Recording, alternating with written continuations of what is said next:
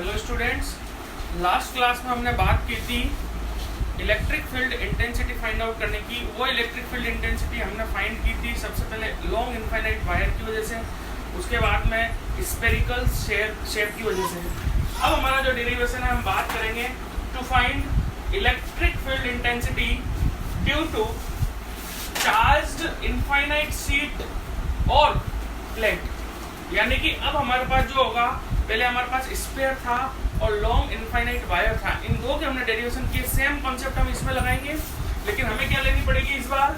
Charged sheet लेनी पड़ेगी। यानी कि मैं एक मान के चलता हूँ, मेरे पास एक शीट है, ये प्लेट है जो चार्ज है। शीट मेरी कैसी है? चार्ज शीट है। सेम वही कॉन्सेप्ट हमें अप्लाई करना है जिस तरीके से लॉन्ग इनफाइनाइट वायर के लिए मैंने लिया था, तो उसके लिए गॉसियन सरफेस ली थी। स्फेरिकल जो शेप लिया था, सॉलिड स्फीयर लिया था, उसके लिए भी गॉसियन सरफेस ली थी।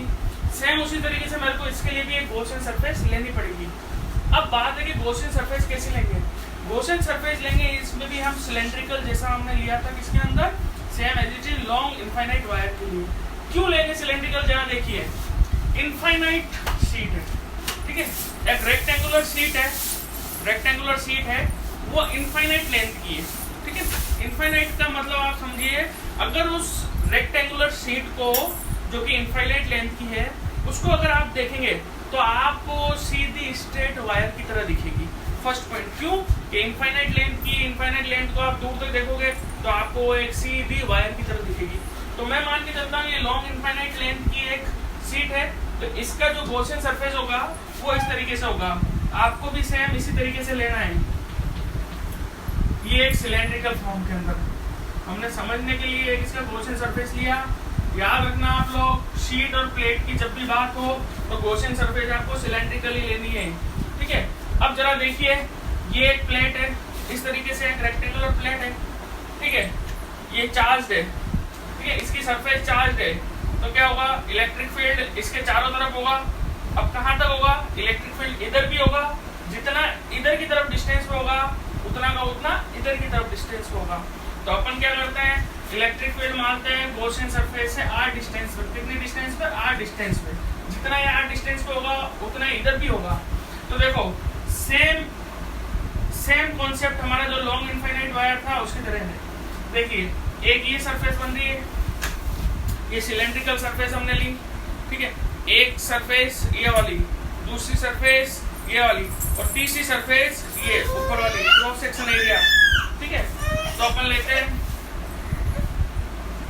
इस सरफेस के कारण इधर की तरफ S1 इसको लेते हैं, इस सरफेस को ले लेते हैं DS1, इस सरफेस को ले लेते हैं DS2, और ये रही एक सरफेस और ये जो इस तरीके से है, ये सिलेंड्रिकल ये वाली, इसकी वजह से DS3, तीन सरफेसेस होगी, DS1, DS2, DS3।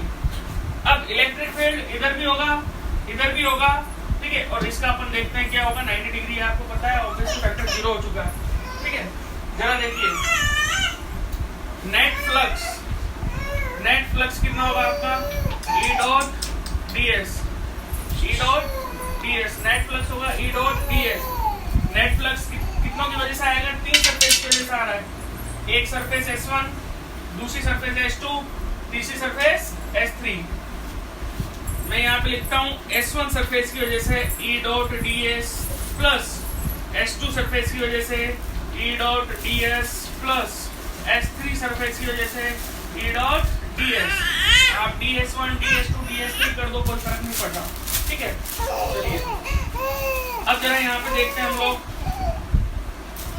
E dot ds, S1 surface, ये S1 सरफेस, इलेक्ट्रिक फील्ड की डायरेक्शन भी इधर ही और सरफेस एरिया की डायरेक्शन भी इधर ही, दोनों की direction same, angle 0 degree.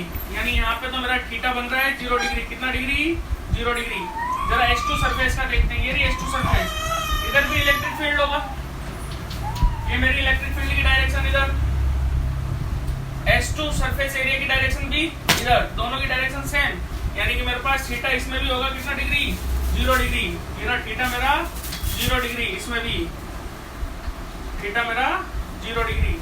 S2 surface, S3 surface देखते हैं, सरफेस, इलेक्ट्रिक फील्ड की डायरेक्शन ये रही या ये रही, कोई भी एक ले लीजिए, इलेक्ट्रिक फील्ड ये रहा या ये रहा, लेकिन सरफेस एरिया परपेंडिकुलर यानी 90 डिग्री, यानी थीटा इक्वल्स टू हो गया मेरा इस वाले केस के अंदर 90 डिग्री।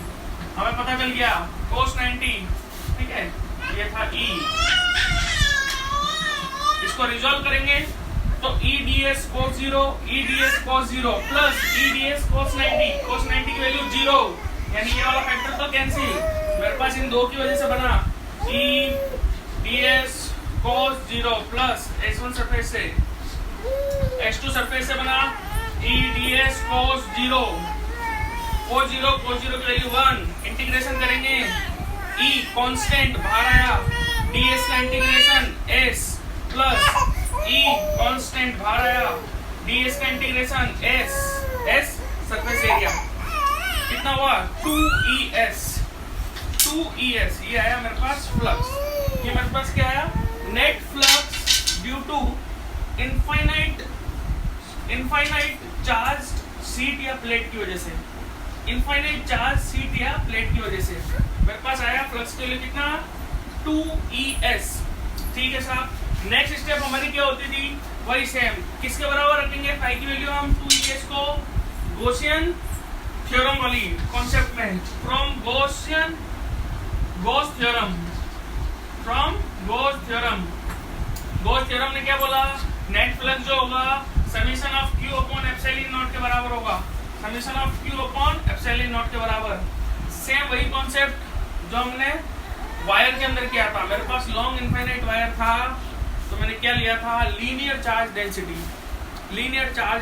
जब भी आप इस स्टेप पे आ जाए तो आपको ये Q को कन्वर्ट कर दो चार्ज डेंसिटी की फॉर्म में, तो मेरे पास अब क्या है, सरफेस एरिया है, तो मैं कौन सा लूंगा, सरफेस चार्ज डेंसिटी। मैं मान लेता हूँ इसकी सरफेस चार्ज डेंसिटी सिग्मा, मान के लेते हैं, हम इसको डिनोट करते हैं, ठीक है।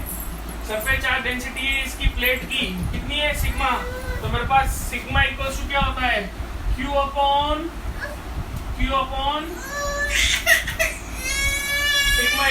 सिग्मा इक्वल्स टू, इसको पकड़ो इतना मत लो,